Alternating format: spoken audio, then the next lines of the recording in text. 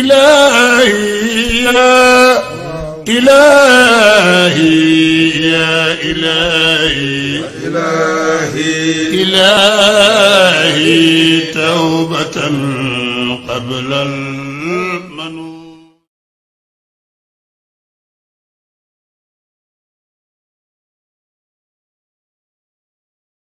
أعوذ بالله من الشيطان الرجيم بسم الله الرحمن الرحيم الحمد لله رب العالمين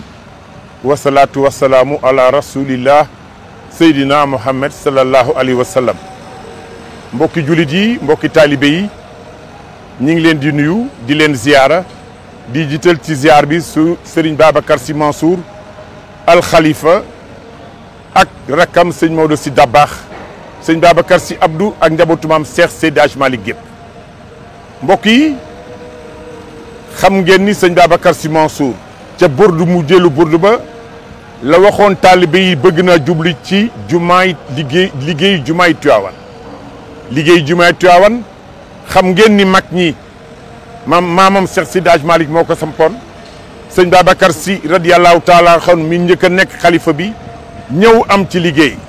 sëñ Abdou Aziz Malick Dabakh ca xalaatam ni nanu ko yokk mu dëppoo ak jamono sëñ Mansour borom daara yi liggéey ci sëñ Cheikh Ahmed Tidiane ci joxe ci ndigal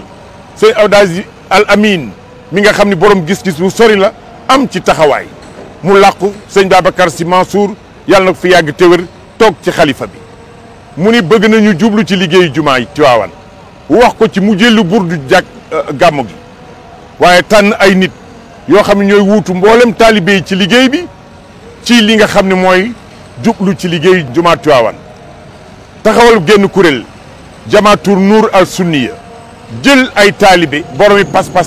ñu wuutu ci mbooleem taalibe yi ci wàllu liggéey Tiwaawan 14 septembre 2020 14 septembre 2020 ñu door ak yéen plateau bi nga xam ni dañ ciy dàkk ñaar muy benn saan jam ñaari picc indi ci li nga xam mooy anniversaire wala sëñ Abdou Aziz Malick Dabakh waaye indaale ci li nga xam ni mooy plateau bi njëkk a def di ci sàkku nit ñi ñu indi dugal seen alal ci jumaa ji taalibe yi xër dugal ci seen alal sëriñ bi ni noonu door liggéey bi 14 septembre dellu si ñu àndaat plateau indi waat leen li nga xam ni moom la taalibe yi soxla ci li nga xam ni moom lañ bëgg a xam ci jumaa ji tey ñu tàmmoon leen ay plateau nag te wax day tungoom jëf bëgg a tungoom jëf moo tax ma ñëw tey fii fi nga xam ne mooy chantier bi fii ci jumaa ji ànd ci ak techniciens yi waaye gros œuvre yi jeex na damay ànd ñi nga xam ne ñoo yor loo technique yi ku ci nekk ca fa nga féete nga wax ma fan nga ci toll pour ñu mën ko jël kon mbokk yi dama leen di ñaan ma ànd ak yéen ñu topp li nga xam ne mooy ngeen topp ma ci biir ma ñi nga xam ne ñoo yor loo technique ku ci ne ma laaj la fan nga toll ak fan nga jëme liggéey bi ñu mën koo xamandoo ndax nit bu dugalee alalam fenn war naa xam lan lay jur ak fan la ca toll kon mbokk yi ngeen topp ma ñu dem fa yaa hayyu yaa qayyuum ya Allahu rabbana ilayka tawassalna bi xayril bariyati fa yaa hayyu yaa qayyuum ya Allahu rabbana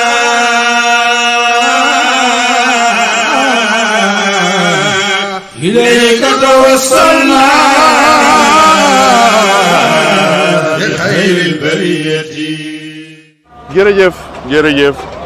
maa ngi tudd Maodo Malick Faye di architecte projet bi di maître d'œuvre projet bi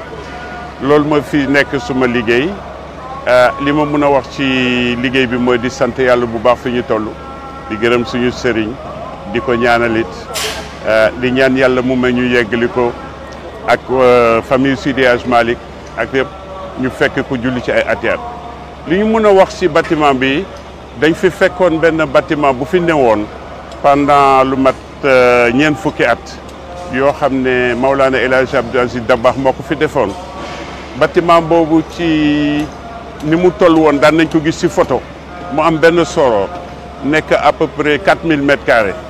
bi ñu yegsee aussi commencé fekk fi ay dôme ak ay daal yoo xam ne ndox bi daf si yàggoon ñu def analyse de solidité boo xam ne daf ñu wax ne dañ ko war a dindi defaraat bi ñu yegsee ba di toj ba di def sëriñ bi nañu toj du tabax moo tax ñuy toj di tabax di xalaat ba yegsi fii liñ fi yegsi ci 4000 mètres carrés yi ma la waxoon dañu ñëw yokk ci parce que place su jigéen ñi prévoir woon nañ ko mais kenn tabaxu ko moo taxit bi ñu yegsee di ngeen ko gisee ñu am bâtiment principal bi ak partie boo xam ne dañ ko yokk muy extension yu góor ñu def extension yu jigéen ñi bu ci nekk 1800 mètres carrés la jumaaw Seydi Hadji Malick bi fi newoon dañ ko couvrir mu am doom ci kawam bu def 32 mètres moom it espace de prière bu am 1200 mètres carrés la ñu boole ci ensemble bi dina nekk 10 000 mètres carrés yoo xam ne comme ni ma la ko waxee 18 000 personnes mun nañ si julli leneen li nekk ci jumaa ji du rek yaatuwaay bi ci suuf mais mooy surtout li ñuy wax volume parce que dafa kawe dafa siggi ba boo xoolee à part côté Seydi Hadji Malick bi nekk à peu près 7 mètres 6 mètres 85 leneen yi yëpp 14 mètres 16 mètres ba nga xam ne doom bu mag bi hauteur bi 34 mètres la largeur am di 34 mètres boo ne 34 mètres ci kaw yaa ngi wax presque 11 étages donc nga xam ne siggi na siggi bu am maana leneen li ne ci biir moolu mooy tax mu gën a éclairer gën a ventiler même su fekkee ne dañ ko prévoir climatiser moom ñëpp leneen li ngeen gis muy bâtiment bi nekk ci biir nee naa la aussi benn soroor lañ fi amoon fekkoon buy 82 mètres tabax nañu ñaari soroor benn ci côté jigéen ñi benn ci côté góor ñi bu nekk 56 mètres la mesure yooyu nag ay ndigal yu fi Maolana El Hadj Abdou bàyyi woon ci hauteur yi moom la ñu suivre fa bâtiment ba ne woon fa lañ ko def xanaa dañ ko siggil yaatal ko li ngeen di gis ci côté bi mooy toilette yi nga xam ne moom la ñu jaglee jumaa ji ndigal lañ ci am pour suul ko buñ ko suulee it xalaat bi may nañu ñu ne nuñ koy ventiler nuñ koy éclairer looloo tax boo gisee dañ ko def ñaari niveau bi ci suuf fa la toilette yi ne ak jàppukaay yi niveau bi ci kaw dañ ko defal daal ba nga xam ne day éclairer di ventiler ci biir it ñu def ci li ñuy wax ventilation mécanique contrôlée boo xam ne day xëcc ak di delloo di dindi xet yi di def air bu bees nañ cay demee nag lu am njëriñ la dañu am ay ascenseur ci côté jigéen ñi ñaari ascenseur côté góor ñi ñaari escalier booy duggee ñaari escalier yooyu génne ci côté bu ne li ko waral du laral lu dul norme yi li ñuy wax norme anti panique bu problème amee ñëpp duñu dem ci benn place ñii dañuy génne nii ñuy génne nële 34 toilettes mooy yu jigéen ñi 62 yu góor ñi leneen li nga xam ne moom laa ci mun yokk mooy dañu prévoir feneen ñi nga xam ne dañu am fauteuil roulant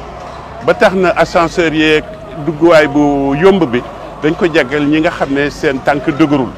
waaw am na ci aussi ay toilettes ñu mel noonu ñi nga xam ne dafa am jàppukaay comme bu handicapé yoo xam ne ñeent la ñu am ci góor ñi ñeent ci jigéen ñi. fa bayna yaday mawlaaya ma ziltu waaqifan zalilan haqiran mustagiisan li shiddati fa anta ilaahi ya mujibu liman daa da'awtuka ya sattaaru fastur maibati. man sama rôle moom mooy su ñu nee loo technique bëri na ay domaines tels que l'électricité, la plomberie, la sonorisation, la sécurité incendie, le contrôle d'accès, la vidéosurveillance et la climatisation. donc loo yooyu yëpp ci sama supervision lay tegu supervision nu muy demee moom mooy am na bureau d'étude moo xam ne moom mooy def études yi bu ko defee mu jox ma plan yi ñu xool waxtaan si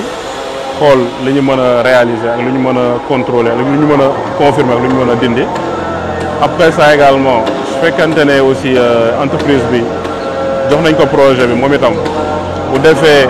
ay prestations wala bu defee benn plan d'exécution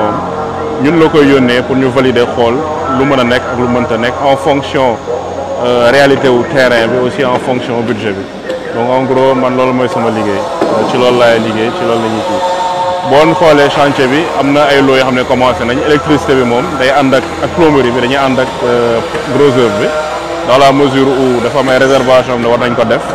en termes de câble et de descente eau pluviale évacuation eaux usées yëpp war nañ ko prévoir.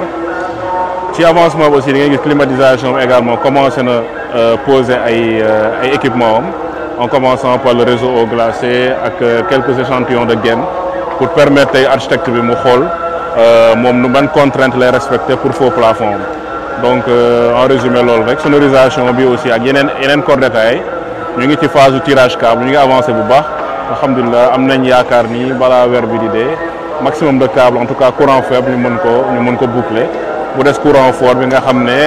li ko gën a principaliser moom mooy partie réseau extérieur bi te ñu ngi ciy liggéey am nañ yaqin ne d'ici quelque temps incha allah dinañ ak على همتي فاجعل إلهي علية لأصرت حرا خالصا كل وجهتي فيا رب إما كنت غيرك أتجي فما بالنا يوم الجزاء وحيدتي ألا خاب آمالي لغيرك ربنا ومن غلقت إلا إليك طريقتي وما لي ربي maa yore climatisation bi pour mosquée bi climatisation xam nga surface mosquée bi yëpp li ñu war a climatiser ça fait 7300 mètres carrés du lu tuuti ba pare hauteur bi aussi c'est un défi parce que fi mu ne nii ñu ngi 11 mètres am na partie boo xamante ne 14 mètres la donc pour que nga mën a ëpp ngelaw li mu ñëw ba ci kaw nit ñi te du leen gêner c'est xaw na jafe tuuti donc principe bi lu ñu prévoir mooy climatisation eau glacée ndox mi la ñuy seddal ba mu wàcc température bi ñëw ba 7 degré ndox mu sedd moomu la ñuy envoyé ci ay tuyaux mooy ñëw yéeg ci kaw dina am ay appareils yi nekk ci kaw. am na appareil yoo mën a war. waaw actuellement appareil yi nekkagul fii mais dañ ko schématiser nii appareil bi ak lii mooy yóbbu ngelaw li pour ëff ko ci salle bi léegi dina am ay buse yu nekk ci biir buse yooyu am na échantillon bu ñu monté fële après bu ñu demee côté boobu di ngeen ko gis donc tuyaux yi comme genre tuyaux yu vert yi ñooy indi ndox mi fii dina am 7 appareils. yi nekk fii mi ngi nii voilà donc mooy indi ndox mi aller retour la ndox mu sedd bi 7 degré la bu ñëwee dugg ci appareil yi nekk fii mu seddal ngelaw li température bi yegg de 5 degré mu dem ba 12 degré mu delluwaat ci machine bi koy seddal encore. est-ce que mën na dem nga woon ma yeneen disposition. voilà. عال وقدح لقادح ومن حيل المختار من أي حيلتي شماتة شمات وكشف لكاشف إلهي قناع. donc au total 39 appareils yu mel nii ñoo fi nekk léegi fi am galerie yi comme ci biti nii appareils yi ci biti la ñuy nekk du nekk ci foofu plafond bi fële puisque amul galerie appareil ci biir foofu plafond bi lay nekk voilà. donc léegi appareil bi nekk ci biti noonu mooy souffler nii ci genre guet lañ koy oowee mooy indi ngelaw li ci biir léegi ngelaw li koy ëf ci biir mi ngi nii di nga mooy bouche yu rond yooyu ñiy faral di tukki dinañ ko gis ci aéroport yeeg yooyu mooy pour climatiser surface yu mag yi nga xam ne dafa am hauteur ci kaw voilà genre bouche yi ñooy tax ba ngelaw li dem fu ñu ko soxla te du gêner nit ñi voilà bokkul ak di mosquée fii lu ñu faral di gis mooy ay armoire ñu teg ko ci biir mosquée bi day indi bruit ba pare day ëff ngelaw li ci kaw nit ñi su ko defee dañuy gêné wu ñi jege armoire yi dañuy yëg sedd ñi ko sore duñ ko yëg dañuy tàng sax alors que fii seddaay bi dina répartir de façon uniforme foo nekk ci mosquée bi rek di nga yëg seddaay bi te du la gêner vitesse wu ngelaw bi du la gêner voilà donc moo nekk ni côté partie El Hadj Malick Sy radiyallahu anhu alors moom partie climatisation bi ñuy wax VRV volume de réfrigérant variable mi nga xam ne du am ndox mais gaz rek lay am gaz boobu day ñëw ci appareil yi genre appareil yi moo nekk nii tamit fii voilà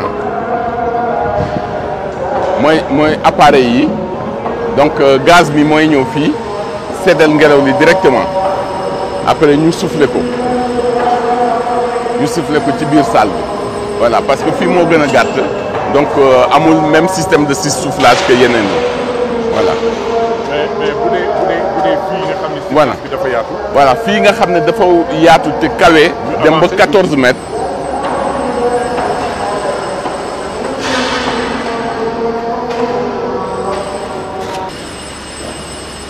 donc nga xam ne fii dafa yaatu ba pare kawe gën a kawe mooy 14 mètres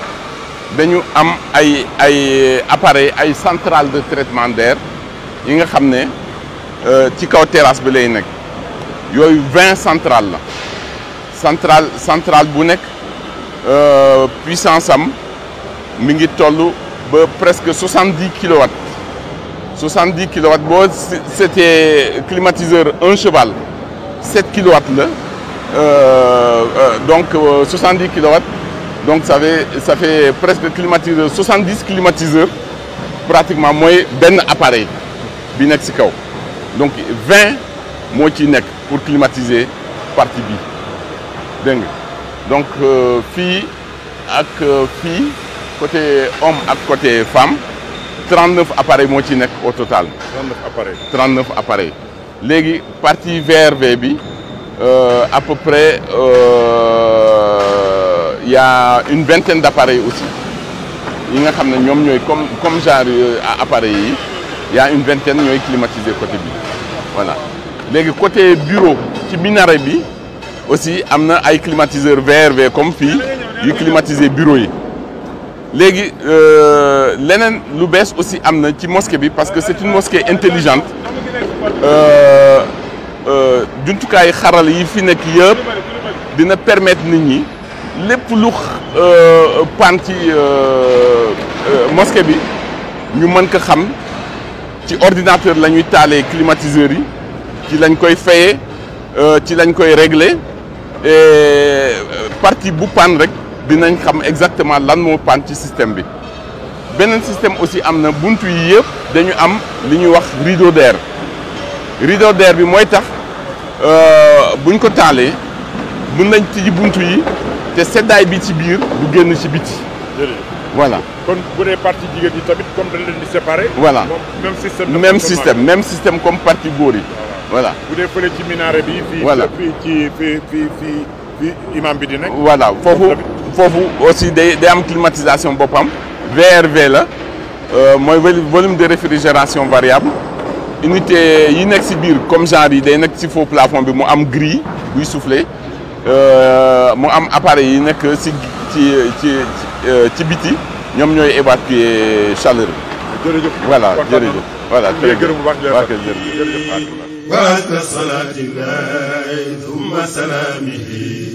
على خير خلق الله من غير ثنيتي مع الآل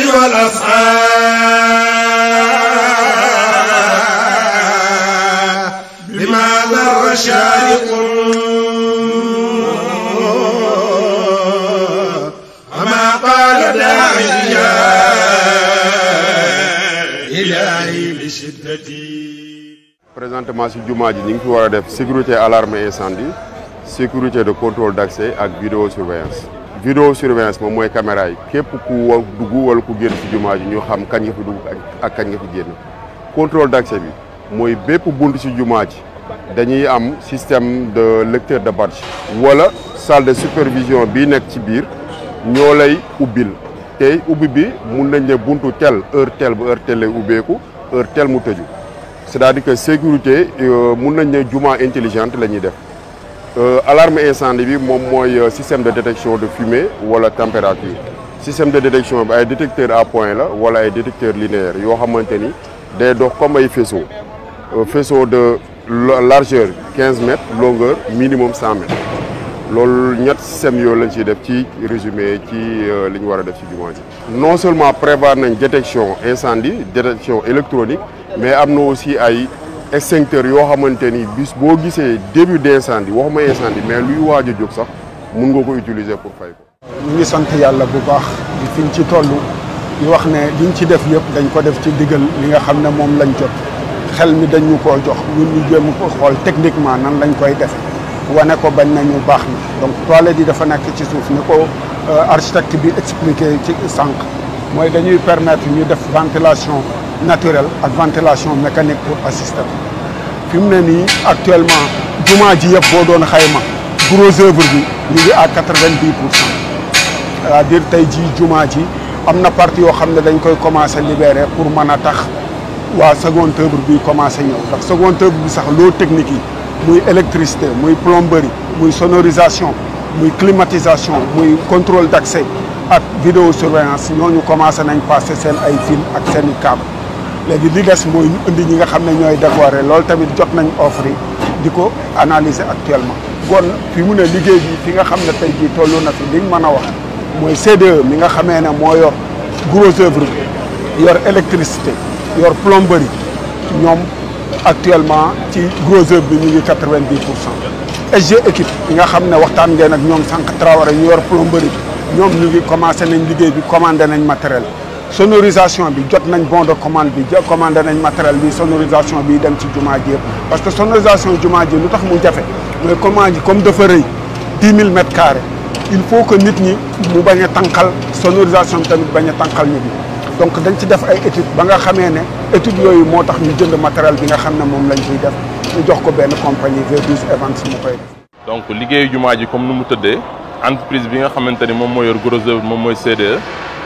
moo yoraale électricité yor plomberie yor li nga xamante ni moom mooy étanchéité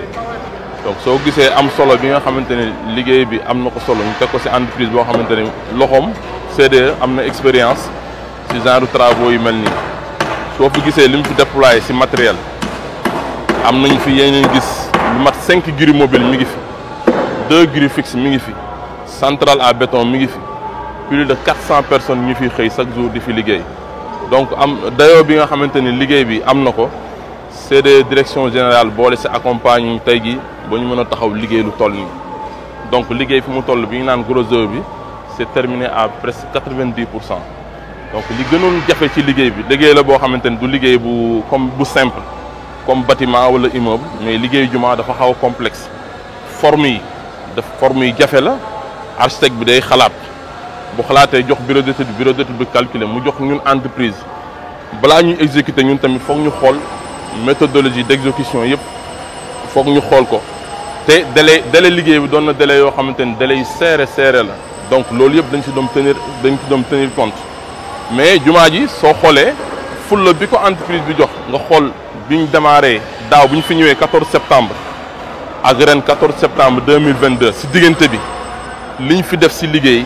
donc daw nañ fi lu bare liggéey nañ fi guddi liggéey nañ fi bëccëg liggéey nañ fi suba liggéey nañ fi ngoon. plomberie bi actuellement ñu ngi def carottage yi pour descente eaux pluviales yi fële tam bloc toilette yi tamit semaine prochaine dinañ commencer li nga xamante ne moom mooy pose conduite pour évacuation yi. électricité bi gis nga frottage yu dal yëpp def nañ ko tey jii pose chemin des câbles pour permettre l'eau technique yëpp fi ñuy jaar moom la ñu nekk di def actuellement par rapport ak l'électricité donc gros œuvre bi li gënoon jafe mooy coulage coupole yi gis nga ko coupole bi nga xamante ne moom moo gën a mag mooy coupole bi nga xamante ne diamètre 34 mètres la bu démarré à plus de 16 mètres nga xam ni tey jii boo doon évaluer coffrage bi il y a plus de 1800 mètres carrés de coffrage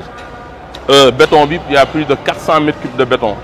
donc nekk woon liggéey bu yomb il fallait ñu trouver ay mécanismes ay méthodologies yoo xamante ne d'exécution préfabriquer li nga xamante ni moom mooy coffrage bi préfabriquer li nga xamante ni moom mooy ferraillage bi pour mën a accélérer travaux yi pour mën a egg tey jii fii ñu egg donc bi ñuy démarrer travaux yi on avait 8 chefs de chantier ak plus de 500 550 personnes ñoo fi nekkoon bi ñu demee ba liggéey bi commencé wàññeeku bu ñu paree li nga xamante ni mooy les dalles plates léegi six chefs de chantier moo fi nekk kii mooy chef de chantier principal Ibrahima Sakho. Donc actuellement on est à 390 presque 400 personnes ñoom ñoo nekk ci jumaa ji pour terminer li nga xamante moom la gros œuvre. waaw on travaille 24 heures sur 24 mais actuellement dañuy liggéey ba minuit donc deux équipes la benn équipe moom mooy liggéey 8 heures ba 16 heures deuxième équipe bi day ñëw en renfort à partir de 15 heures ba 0 heure donc ñaari quart lañ ko def noonu la ñuy répartir liggéey bi soo xoolee bi ñu ko joxe dans sa globalité aussi dañ ko def ay chantier extension homme dañ ko def chantier boppam extension femme ñu def ko chantier boppam grande salle de prière ñu def ko chantier boppam bloc toilette ñu def ko chantier boppam donc chantier bu nekk jël beneen chef de chantier boo xamante ne moom moo géré minaret chantier bu nekk bu ñu ibbi am na chef de chantier bi nga xamante ne moom moo fa nekk conducteur travaux bi fi nekk notamment man ñooy coordonner loolu yëpp pour liggéey bi mën a dem ci kanam. man def naa ci métier bi plus de 44 ans ci métier bi mais volume mu jumaa bu toll nii musuma daje ak moom maa ngi doog a daje ak moom ba tax na système bu ñu doon liggéey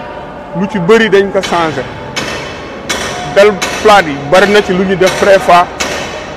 pour mën a dem ci délai bi ñu waxante woon ak commission bi coupole yi dañoo changé système de coffrage bi ñu doon def ak système de ferrage bi ñu doon def parce que coupole bu mujj bi muy 34 mètres bi ñu koy defar panneaux yëpp dañ ko préfabriqué ci suuf matoon na 123 panneaux lépp dañ ko xalaat ci suuf préfabriqué ko ci suuf monté ko sur place ba mu mel ni mu mel même chose noonu la ñu def ferrage bi dañoo defaroon aire de préfa ci suuf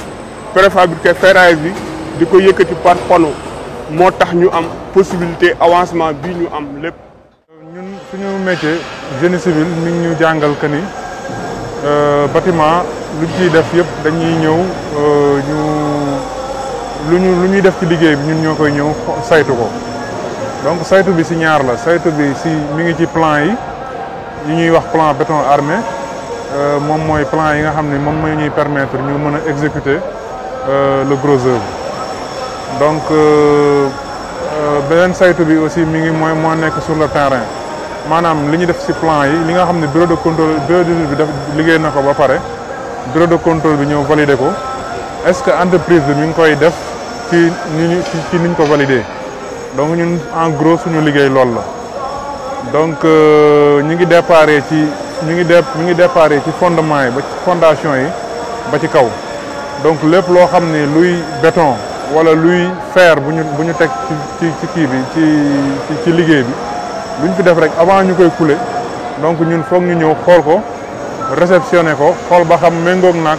plan béton yi ñu validé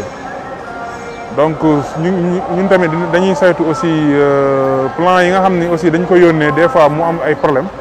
des fois ñun tamit loolu suñu liggéey la bokk donc dañ koy xool ba saytu ko xool ba xam plan yi amul benn erreur ci exécution bi ñu nar a def waaw donc liggéey bi en gros loolu la donc on fait aussi des rapports journaliers et des rapports hebdomadaires yoo xam ne mooy permettre maître d'ouvrage bi ak ñi nga xam ne équipe technique bi nga xam ne ñoo ŋànk liggéey bi ñuy mën a di xam suivi liggéey bi fan la toll. fa yaa hayyu yaa qayyuum ya allahu rabbana ilayka tawassalna bi xayril bariyati wa shafiu fiina fi liqaa'i wa kulluna siwal hibbi mawsuubun. maintenant nag philosophie wu jumaa ji ci tabax bi mooy lépp luñ fiy def corps de métier bu mu mënti doon ku ko fiy def da nga war a ànd ak gone yi jàngal leen naka lañ koy defee parce que lu mel nii boo ko investir ci dëkk bu mel ni Sénégal problème bi ñuy yàgg am fii problème mu maintenance la maanaam ëllëgëm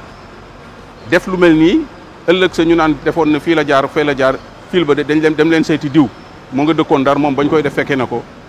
loolu xarala war na ko wees moo tax contrat yi ñu signé ak ñi fiy liggéey kenn ku ci nekk ci sa contrat formation gune yi ci la bokk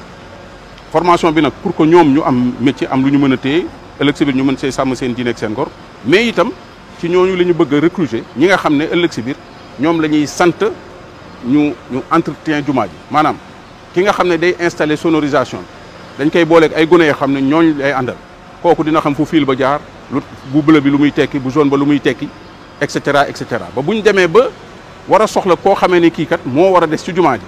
parce que dañuy am équipe boo xam ne mooy gérer jumaa ji ñu mën a jël ci ñooñu benn ñaar ñett pour que ñoom ñu mën a saytu li même chose ci climatiseur bi même chose ci électricité bi ak corps d'état bu mu ci mënti doon ba ci décoration loo ci xalaat rek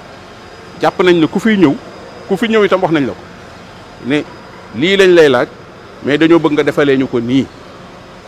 ànd ceeg ñii defee ko nii pour que ëllëg si biir ñoom ñu mën ko donc ci li ngay liggéey da ngay jàpp ne da ngay yóbbaale ñii te ñii la ngay def xamuñ ko donc il faut nga won leen ko foog nga jàngal leen ko maintenant bu lu weesu jumaa ji parce que itam fii dëkku Seydi Hadji Malick ci biir Tivaouane am na loo xam ne du rafet ñu def ko ci jumaa ji ba pare lii ko war ñu bàyyi ko noonu moo tax jokkoo nañ ceeg kilifa yi suñu bàyyi encore une fois sëñ Babacar Sy Mansour yàlla na ko yàlla yokk wér jox ñu ci ndigal pour ñu wax ak ñi nga xam ne ñoo ŋànk loolu ci wàllu gouvernement bi ba boo xoolee boo wëree Tivaouane di nga gis ne gas nañ fu ne loolu pour réseau d'assainissement bi la woon parce que dañu assainissement bi lañ doon mottali pour que quartier bi ñu nekk quartier suñu maam Seydi Hadji Malick ñu mën ko boole ci réseau d'assainissement bi maintenant loolu biñ ci waxee ñi ñu ci war a waxal dañ jàpp ne assainissement bi naam il faut que mu am mais boo paree assainissement il faut que ñu renforcer réseau ndox mi pas bàyyi ba gàmmu rek ñu daal di def nii après xaaraat gàmmu déedéet wax nañoo ñi ñu war a waxal dañu war a calculer waat réseau bi gas ay tuyaux suulaat ko pour que li nga xam ne def nañ ko fi ci forage ak ci château d'eau nit ñi mën ko yëg fa ñu toog seen kër bu lii yëpp weesoo ñu ngi ciy xalaat ci li ñuy wax ñun ci suñu ci tubaab le projet de territoire de Tivaouane parce que itam dañu jàpp ne rek Tivaouane yemul ci jumaa ji donte nag mooy élément central bi mais fàttali ne Tivaouane est commune de plein exercice depuis 1904 mais commune de plein dafa am lu mu war a àndal yooyu nag am nay kàngam yoo xam ne ñoo ma ëpp xam-xam fuuf ñu ciy liggéey pour que ñu am le devenir de Tivaouane au moins ñoom ñu xalaat ko ci ñaar fukki at ak juróom yi di ñëw ñu mën a wax ne fii ak fii ak fii la ñu war a jaar yoon yi la ñu war a jaar fii la ñu war a def tali fii la ñu war a def hôpital fii la ñu war a def nangam ak nangam. ya rabbana isrif ilayka xawaatiri bi jaay nabiyin lil bariyati rahmati fa ya hayyu ya qayyum ya allah rabbana ilayka tawassalna bi xayril bariyati wa shafi'u fina fi liqaa'i wa kulluna. J'ai commencé avec faire des parasols pour les mosquées en 1986 et 7. C'était les premiers projets de Médina, dans les parasols dans les cours, dans les haswa. Et c'était un projet qui a changé toute la scène des parasols. Après 10 ans, on a commencé avec les parasols de Tivaouane. Et je suis très fier et très content que ce sera ici avec les frères de Tijaniya. Parasol yi mooy esplanade bi xam nga maa ngi la wax ne 10 000 mètres carrés la ñu am ci bâtiment. Surface su terrain bi yëpp 22 000 mètres carrés donc esplanade bi di 12 000 mètres carrés esplanade bi yëpp la ñu prévoir ay parasol comme ya ngeen gis ci Médine yuy ubbeeku ci suba di tëju ci ngoon nu ñu ko buggee pour au total fanweeri parasol day couvrir esplanade bi yëpp fi ñu toll dugg nañ ci loo xam ne war nañu commencer fukk yeggali yeneen ñaar fukk yi ci des mais yëpp ci biir esplanade bi lay nekk. li ngeen di gis nii boo ko seetloo mooy soroor bi ñu fi fekkoon ñu toj ko defaraat ko li ngeen di gis nii mooy li nga xam ne mooy marqué xibla bi parce que la ngeen gis fële mooy mihrab bi fi nga xam ne imam bi fa lay ne moom it fa mu ne la nekk ci suuf la nekk sa càmmoñ dafa am place am moom bureau bibliothèque li nekk ci ndijoor bi ñu jàkteel ko sëriñ bi boolaa moo julli wala yu mel noonu mu foofu lay ne la ca wàll ga dañ ko def benn centre médical boo xam ne ku fi am tolof-tolof balaa dara ñu lay yóbbu fenn ñu xool la fii prévoir nañ si sax lu mel ni défibrillateur ba ku am lu mel ni AVC ak yooyu balaa ambulance keneen di ñëw ñu jublu si yow dañ fi am aussi ay médecins ay infirmiers yu fiy nekk en permanence saa yu ñu fi war a julli li nekk ci kawam ay bibliothèque la yoo xam ne mën nañ ko utiliser nit ñi di fi ñëw di gëstu xam-xam la ca kaw nag mooy les locaux techniques moo xam saalu vidéo saalu sonorisation saalu télévision ak yëpp moo nekk ci kaw. mbokki jullit yi mbokki taalibe yi gis ngeen ñi nga xam ñooy le technique yi nga xam ne ñooy yor lépp loo xam dafa aju ci jumaa ji Jamaatu Nour al Sunniya tàmmaloon leen plateau télévision yoo xam ni dañuy toog ak yéen di wax indi architecte yi ñu ni wax day tungoom jëf moo tax ñu indi leen wax leen fan lañ toll ci jumaa ji njaw des naw xambin ku gis li fi ne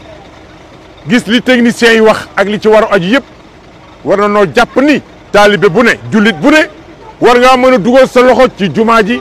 defar sa beneen tolluwaay jëme ci jumaa ji nga xam ni sëñ Babacar Sy Mansour moo waxaat ñu yëkkati ko sëñ Babacar Sy Mansour nag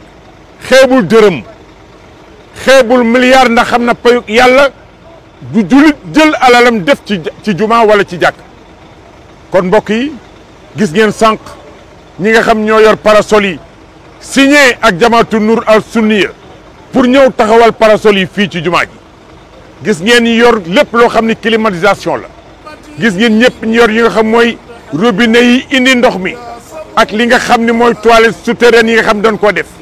waxoon nanu ko gaa yaa ngi koy jëf kon mbokk yi wax day tungoom jëf moo tax Jamaatu Nour al Sunniya indi leen lii nga xam ni tey jii mooy taxawaay tolluwaayu liggéeyu jumaa Tiwaawan sëñ Babacar Sy Mansour yàlla na fi yàgg te wér ànd koog sëñ Maodo Sy Dabakh mi nga xam ni tegtale na nan la nit di fonke waajuram sëñ Babacar Sy Abdou ak njaboot gépp ñu ngi leen di ñaanal yàlla fan wu gudd ak wér yàlla nañ dund ba ànd ak xalifa bi ci ubbite jumaa ji ay ati at ba sos yeneen ñi ngi ñaan waa Jamaatu Nour al Sunniya yàlla dëgëral leen te sàmm leen waaye mbokk yi ku amati sa dërëm ku amati sa téeméer bu kenn xeeb dara sa 1000 francs ba ci 1 milliard dugal ko ci jumaa ji kon mbokk yi lii moo doon tax ñu doon woote tey indil leen beneen système boo xam ne dañ leen di woon fan la liggéeyu jumaa ji toll ñu ngi leen di gërëm di leen sant di ñaax ñëpp ku ne dugalaat sa loxo sa poos indiwaat ndax jumaa ji teel a àgg ñu ànd koog sëriñ bi mbokki jullit yi mbokki taalibe yi asalaamualeykum wa rahmatullahi taala wa barakaatu. wa daawuda yaquub suleymaana yuusufin wa isxaaqa ismaaciila ilyaasa junnati wa muusaa wa haaruun wa ayyuuba walyasaa walilkibri yaxyaa zumma iisa alwasiilati kadaa zakariyaa shucaybun wa saalixun تقينا لدى الدارين من كل وحدة ومن آل بيت المصطفى جم شملنا لأصحابه كشف الشداد المهيبة بأقمار بدر يا إلهي وسيدي وبالمال الأعلى شمل كل أمتي إلهي يا مولاي بالأرض والسماء وما حوت بلتشنا كل علتي لك الخلق يا مولاي والأمر كله ولا تكلن أمري لغيرك ذغتي مشارب للعذرتين لتسخنا أذن بغياب القلب مع كل قسوتي مدى الدهر والأيام والذنب حاصل وصاح غراب البين معلم رحلتي